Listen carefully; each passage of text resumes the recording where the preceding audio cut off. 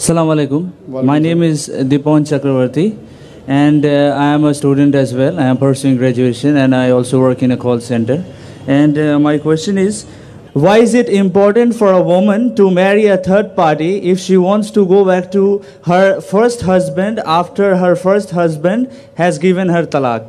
भाई साहब का सवाल था कि ज़रूरी क्यों है कि अगर एक औरत अपने शोहर के साथ तलाक हो जाता है तो उसे दूसरे से थर्ड पार्टी से शादी करना ज़रूरी क्यों है पहले शोहर से वापस करने के लिए? ये सवाल है। सवाल अभी दोहरा है, जवाब दे रहा हूँ मैं। ये लोगों को गलत फहमी है कि अगर मियाँ बीवी का तलाक होता है और अगर वो फिर से शादी करना चाहते हैं, ये गलत फहमी है लोगों की कि उसको तीसरे से शादी करना फ़र्ज़ है। कुरान में साफ तौर पे लिखा हुआ है सूरह बकरा में सूरह नंबर 2 आयत नंबर 228 से लेके 242 तक तलाक का पूरा डिटेल दिया गया है, किस तरीके से तलाक दिया जाता है। पहले मैंने कहा था कि आपस में समझौता होना चाहिए, नहीं होता है तो गेट एन आर्बिट्रर, एक बड़े को बुलाओ, शोहर की तरफ से बीवी की तरफ से समझौता करो। नहीं होता है तो तलाक बोलने के बाद इद्दत के 3 माह है। कुरान में लिखा है सूरह बकरा सूरह नंबर 2 आयत नंबर 228 के 3 माह, 3 महीने, 3 menstrual cycle is the period of waiting इद्दत। 3 महीने के बाद the divorce is completed। लेकिन 3 महीने के दरमियान अगर मियाँ बीवी वापस में रुजू होना चाहते तो हो सकते, तलाक नहीं होता है।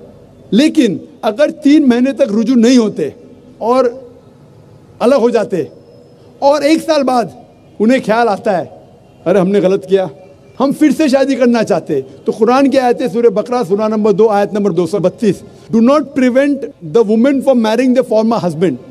आप औरतों को अपने पुराने शोहर से शादी करने से मत रोकिए। तो वो औरत फिर से अपने पहले शोहर से शादी कर सकती है, लेकिन नया निकाह नया महर, न्यू मैरिज न्यू महर। No no no, what you are saying is a misconception. I will come to it. लोग समझते हलाला की ज़रूरत है, हलाला जैसी कोई चीज़ कुरान में है नहीं, मैं उसके ऊपर आऊँगा। लेकिन फिर से शादी करने के बाद फिर से इन लोग ज़िंदगी बसर करते हैं, 3-4 साल बाद फिर से कुछ नाइत्तेफाकी होती है, फिर से तलाक। वही तरीके से समझौता करो, बड़े को लेके आओ, तलाक बोलो, 3 माह रुको, फिर जाओ, फिर से 2 साल बाद याद आता है नहीं वापिस से रहेंगे, फिर से शादी कर सकते, फिर निकाह, फिर महर, फिर से झगड़ा होता है। फिर तीसरी बार अगर तलाक होता है तो अल्लाह ताला फरमाते सूरह बकरा सूरह नंबर 2 आयत नंबर 230 में कहते कि तीसरी बार अगर तलाक देंगे तो फाइनल। इसके बाद आप फिर से मियाँ बीवी नहीं बन, जब तक आप थर्ड को नहीं मैरी करें। इसमें क्यों? ये शादी ब्याह गुड्डा गुड्डी का खेल थोड़ी है। बचपन में गुड्डा गुड्डी का खेल में शादी करो फिर से तलाक दो, एक दिन में 10 बार शादी कर सकते, बराबर ना? ये जिंदगी गुड्डा गुड्डी का खेल थोड़ी है। 3 महीने लगता है तलाक के लिए, इतना टाइम लगता है। प्राइवेट मीटिंग, फिर बड़े लोग से मीटिंग, फिर 3 माह, फिर जुड़ो प्यार से, एक दूसरे पे कीचड़ मत उछालो, फिर शादी करो। मैंने मेरी ज़िंदगी में किसको भी नहीं देखा जो सही तरीके से तीसरी बार तलाक हुआ, मैं देखा नहीं अभी तक के। 1 बार हुआ देखा होगा, 2 बार, तीसरी बार तो देखा ही नहीं मैं। ये अगर आप गुड्डा गुड्डी का खेल करते तो फिर 1 बार आपने रिजेक्ट किया, 2 बार रिजेक्ट किया, 3rd बार फाइनल, फिर आप दूसरे से शादी करो। आप प्लान नहीं कर सकते, आप दूसरे से शादी करो और रो। और फिर पता लगा आपको मैं पहले शोहर से नाराज थी, सिर्फ दिन में 6 घंटा देते थे, ये नया शोहर तो 2 घंटा देता है, तो पहला वाला अच्छा। नो, दाल आटे का भाव मालूम पड़ेगा। मेरी माँ मुझसे कहती थी मार्केट जाएंगे तो दाल आटे का भाव, दाल और आटे का भाव, आप समझे ना? तो हो सकता है क्या, मालूम पड़ा मैं मेरे शोहर से झगड़ा करती थी, वो बीवी कहेंगी, मालूम पड़ेगा नया शोहर तो पुराने वाले से बदतर है, आप समझ रहे ना? और फिर अगर नए वाले से डिवोर्स हुआ, सेम तरीका, आपस में समझौता, प्लानिंग नहीं। अगर प्लानिंग करेंगे कि एक रात तुम्हारे साथ सोऊंगा और फिर तलाक देना, ये हराम है, आप समझ रहे ना? ये कुछ लोग करते हैं, मैं जानता हूँ मुस्लिम माशरे में, वो हराम करते हैं। प्लानिंग करना, तुम्हारा शोहर बनूंगा, एक रात बाद तलाक दूंगा, फिर तुम शोहर शादी करना, ये हराम है। कुछ लोग करते हैं, गलत करते हैं, कुरान में ऐसा नहीं लिखते।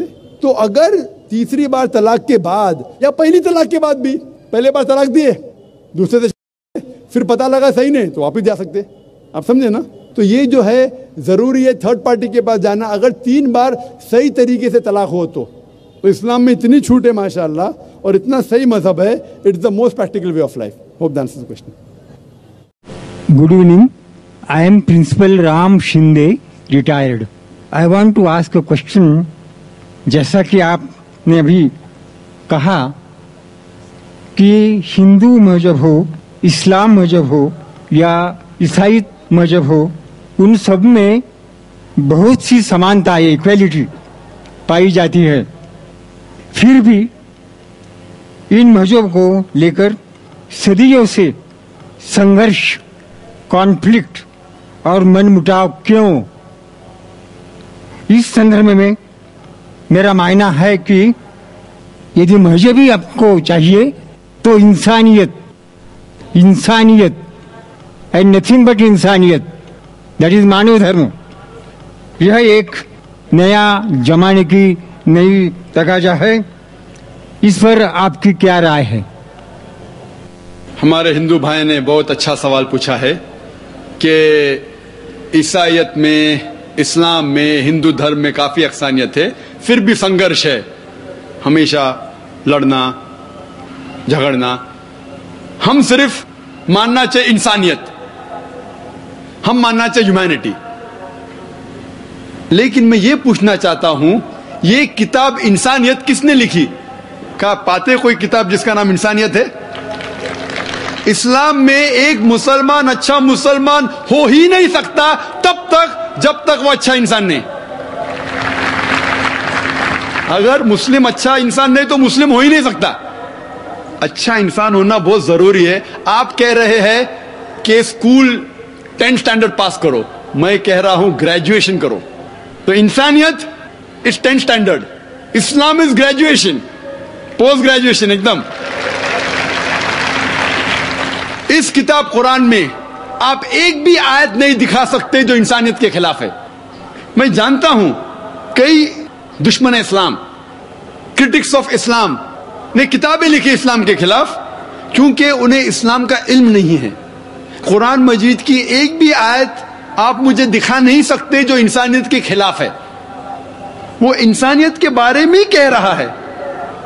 आप अगर जाएंगे कोई जंगल में और आप फल खाना चाहते हैं, आपको पता नहीं कौन सा फल जहरीला है क्या नहीं, तो आप पूछेंगे ना किससे तो पूछेंगे भाई कौन सा जहरीला है क्या नहीं. आप खुद अगर कोशिश करेंगे तो बहुत जल्दी आप गलत फल खा के मर जाएंगे. आप जब बीमार होते जाते डॉक्टर के पास, सही. तो इसी तरीके से अल्लाह सुब्हाना व तआला, खुदा ने इंसानों को बनाया है. खुदा से बेहतर कौन जानता है जिंदगी किस तरीके से जीना चाहिए? खुदा दुनिया के सबसे बड़े डॉक्टर, सारे डॉक्टरों को इकट्ठा करेंगे, उससे बड़ा डॉक्टर है हमारे बनाने वाला. तो हमें यह तहकीक करना चाहिए कि हमारे बनाने वाला, हमारा खालिक, हमारा खुदा किस तरीके से जिंदगी हमें चाहता है कि गुजारे. तो मैं ये कहता हूं कि आप कम से कम ये मानिए कि एक किताब, कम से कम एक किताब खुदा की तरफ से 100% सही है.